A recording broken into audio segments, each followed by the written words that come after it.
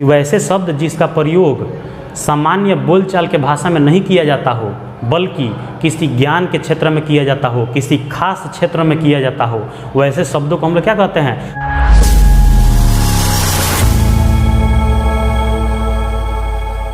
कि दुनिया तो सिर्फ मज़े लेती है, इसीलिए मैं खुद को समझाता हूँ। कि जनाब दुनिया तो सिर्फ मज़े लेती है, इसीलिए मैं खुद को समझाता हूँ, और पहचान यही है मेरी कि लोग सिर्फ बोलते हैं और मैं करके दिखाता हूँ। हेलो फ्रेंड्स, मैं आपका अपना राहुल सर स्वागत करता हूं अपने इस YouTube channel science by Rahul sir PCB में। आज फिर से आपके करियर से रिलेटेड एक पावरफुल वीडियो लेकर आपके बीच उपस्थित हूं, जिसमें हम चर्चा करेंगे दीनदयाल उपाध्याय यूनिवर्सिटी के BA second year 4th semester के हिंदी के पेपर फर्स्ट के एक बड़े ही महत्वपूर्ण टॉपिक, जिसका नाम है परिभाषिक शब्दावली।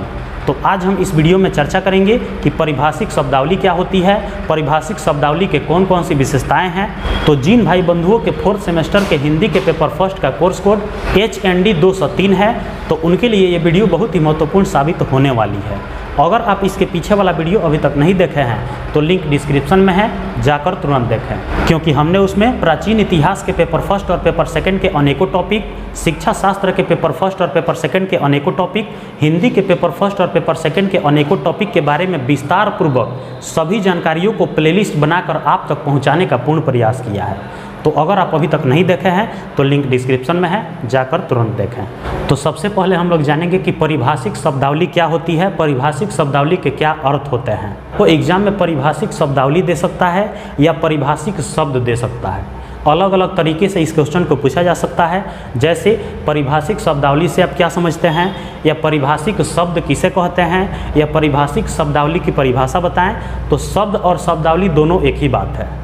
आप आंसर कैसे देंगे? सबसे पहले ऊपर हेडिंग बनाएंगे परिभाषिक शब्दावली या परिभाषिक शब्द, और उसमें लिखना शुरू करेंगे वैसे शब्द जो सामान्य व्यवहार या बोलचाल की भाषा न होकर ज्ञान के भिन्न भिन्न क्षेत्रों से जुड़े हो, उन्हें परिभाषिक शब्दावली कहते हैं। इसका अर्थ ये हुआ कि वैसे शब्द जिसका प्रयोग सामान्य बोलचाल के भाषा में नहीं किया जाता हो, बल्कि किसी ज्ञान के क्षेत्र में किया जाता हो, किसी खास क्षेत्र में किया जाता हो, वैसे शब्दों को हम लोग क्या कहते हैं? परिभाषिक शब्द कहिए या चाहे परिभाषिक शब्दावली कहिए, दोनों कह सकते हैं।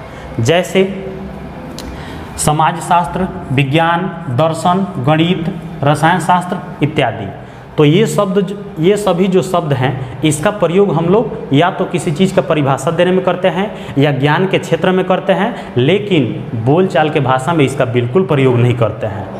तो परिभाषिक शब्द का अर्थ ही यही हुआ कि जिस शब्द का प्रयोग परिभाषा देने में किया जाता हो, किसी विशेष ज्ञान के क्षेत्र में किया जाता हो, किसी खास क्षेत्र में किया जाता हो, उसी को हम लोग क्या कहते हैं? परिभाषिक शब्दावली कहते हैं या परिभाषिक शब्द कहते हैं।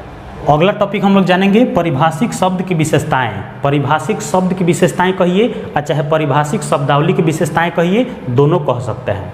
तो परिभाषिक शब्दावली की अनेकों विशेषताएं हैं, एक एक करके हम लोग सबको समझने का प्रयास करेंगे। तो अगर हम सबसे पहले विशेषता की बात करें तो इसका अर्थ सुनिश्चित होता है। किसका अर्थ सुनिश्चित होता है? तो जितने भी परिभाषिक शब्द होते हैं उसका अर्थ सुनिश्चित होता है। सुनिश्चित का मतलब कि जो भी शब्द उसमें प्रयोग किया जाएगा उस सब का कोई ना कोई अर्थ जरूर होगा। जैसे अगर हम समाज शास्त्र की बात करें तो समाज शास्त्र एक प्रकार का ऐसा शास्त्र है जिसमें हम समाज के बारे में पढ़ते हैं, समाज के त्रुटियों के बारे में पढ़ते हैं, समाज के लाभों के बारे में पढ़ते हैं, समाज के गतिविधियों के बारे में पढ़ते हैं। तो ये हो गया समाज शास्त्र। जैसे विज्ञान हो गया, किसी भी चीज़ के बारे में विशेष ज्ञान को अर्जित किया जाता है। जैसा दर्शन हो गया, गणित हो गया, रसायन शास्त्र हो गया। इस तरह के जो भी शब्द हैं उन सब का प्रयोग किसी न किसी अर्थ के रूप में ही होता है, उसका कुछ न कुछ अर्थ जरूर होता है। तो इसका पहला विशेषता क्या होता है कि परिभाषिक शब्द का अर्थ सुनिश्चित होता है, मतलब कि इसका अर्थ कुछ न कुछ जरूर होता है, बिना अर्थ का यह शब्द नहीं होता है। ये हो गया आपका पहला विशेषता। अगर हम दूसरे विशेषता की बात करें तो इसकी सीमा बंधी होती है। इसकी सीमा बंधी होती है। इसका अर्थ क्या हुआ? इसका प्रयोग एक निश्चित सीमा तक ही किया जा सकता है। इसका जो अर्थ है वह एक निश्चित सीमा के अंदर ही होता है, निश्चित सीमा के बाहर इसका अर्थ नहीं होता है। इसलिए दूसरे विशेषता में क्या लिखेंगे? इसकी सीमा बंधी होती है, मतलब इसमें लिमिटेशन होता है। लिमिट को पार नहीं कर सकते हैं, लिमिट को क्रॉस नहीं कर सकते हैं। तीसरा विशेषता क्या है, परिभाषिक शब्द एक विशिष्ट शब्द की अभिव्यक्ति करता है। मतलब परिभाषिक जो शब्द होते हैं वह किसी विशिष्ट, मतलब कि वह किसी खास शब्द की अभिव्यक्ति करता है, नेतृत्व करता है, उसको क्या बोलते हैं, अभिव्यक्ति करना। तो तीसरे नंबर विशेषता में क्या लिखेंगे, परिभाषिक शब्द एक विशिष्ट शब्द की अभिव्यक्ति करता है।